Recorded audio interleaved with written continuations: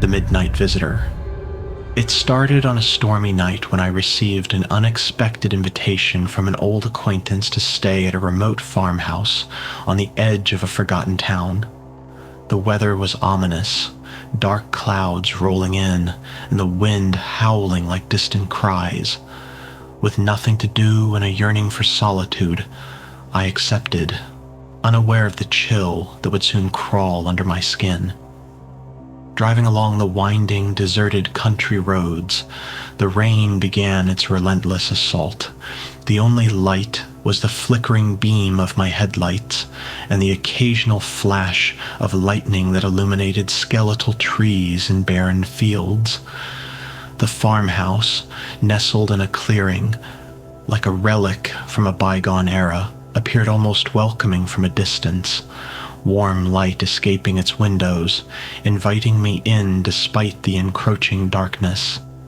Inside, the house had the haunting charm of an antique, old portraits, with eyes that seemed to follow you, creaking wooden floors, and a persistent chill that no fire could fully dispel gave the place an otherworldly aura. My host, a quiet man with deep-set eyes, greeted me with a knowing smile. He ushered me into a cozy parlor where a small fire crackled in the hearth, and the scent of aged wood mingled with something unidentifiably sweet. Dinner was a silent affair. Though the food was hearty, an eerie tension seemed to hang in the air. I tried to start a conversation, but my host offered only brief, clipped responses. As I retired to my room, a modest, dim-lit chamber with a single bed and a window overlooking the wind-lashed yard, I couldn't shake the sensation that I was being observed. The night deepened, and the storm outside only intensified.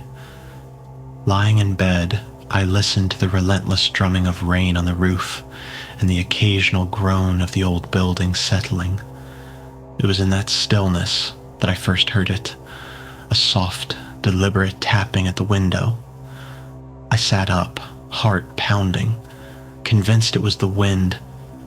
Yet as the tapping persisted, I realized it wasn't random at all. It was measured, almost rhythmic, as if someone was waiting for the right moment to announce their presence. I mustered the courage to approach the window and pulled back the heavy curtain, just a crack. Outside, amidst the torrential downpour, I could barely discern a shadow moving along the side of the building. I blinked, and the shape was gone. Shaken, I pulled the curtain tight and returned to bed, trying to convince myself that exhaustion was playing tricks on my mind.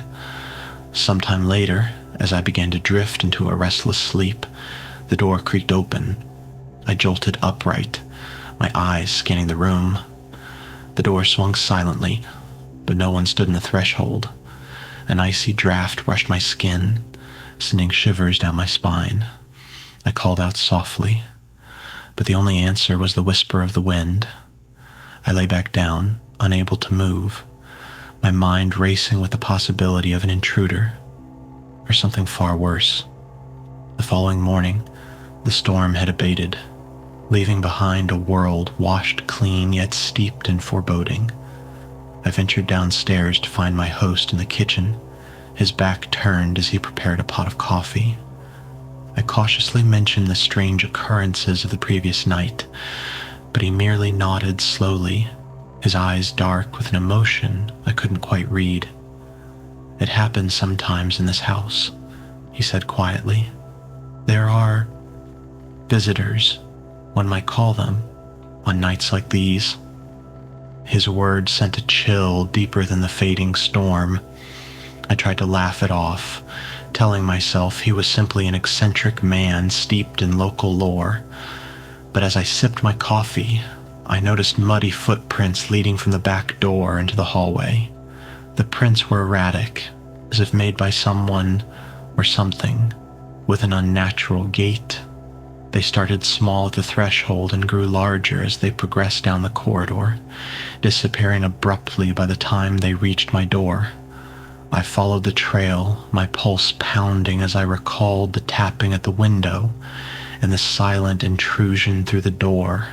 The prints ended at a door marked attic.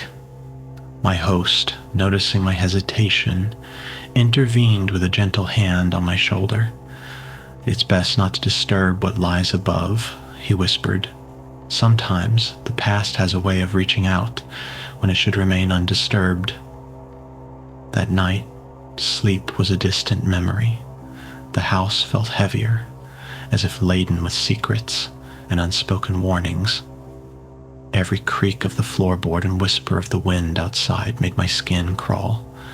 I lay awake, my eyes fixed on the shadowed ceiling, waiting for something, anything, to break the oppressive silence.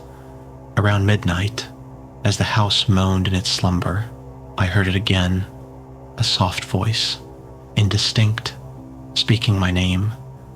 It seemed to come from the attic, a low murmur that fluttered through the darkness like a moth's wings. This time, I couldn't ignore it. I grabbed the flashlight from the bedside table, determined to discover the source of the voice.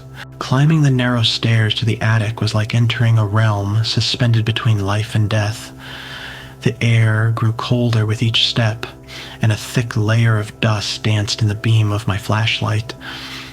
The attic was a cramped space filled with forgotten relics, old furniture draped in white sheets, boxes of yellowed photographs, and a large, ornate mirror that dominated one wall. I approached the mirror, my heart hammering in my chest. In its reflection, I didn't see just my own fearful face. Behind me stood a figure, barely perceptible, a pale, gaunt shape with eyes that burned with an otherworldly glow. I spun around, but the attic was empty. Panic seized me, and I stumbled back, my flashlight flickering wildly. The whisper returned, louder this time, and unmistakably urgent. "Don't you see? Leave before it's too late." The voice was filled with sorrow and despair, echoing from the far corner of the attic, where a tattered trunk sat. Drawn inexplicably to the trunk, I knelt beside it and opened the creaking lid. Inside were relics, a collection of letters, photographs, and a faded diary. The diary belonged to a young woman who once lived in this very house, chronicling tragic events and dark secrets that had plagued her existence. Her final entry spoke of a forbidden visitor who lurked in the shadows, a specter of loss and regret that haunted every corner of the farmhouse. The pieces fell together in a horrifying mosaic of tragedy.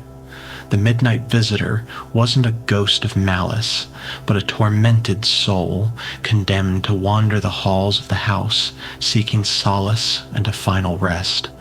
The whispers, the strange footprints, they were the manifestations of her longing and despair. I left the attic that night with the diary clutched tightly in my hands, and the realization that the house was not haunted by a malevolent force, but by a lingering grief too powerful to fade away. I couldn't shake the feeling that her presence had touched me, that her sorrow was as palpable as the chill in the air. When morning came, the farmhouse seemed to breathe a sigh of relief, the heavy gloom lifting ever so slightly. My host was waiting at the door with a solemn look, as if he had known all along the truth that the house carried. I thanked him and left, the diary safely in my bag, a silent promise to one day return and help lay her troubled spirit to rest.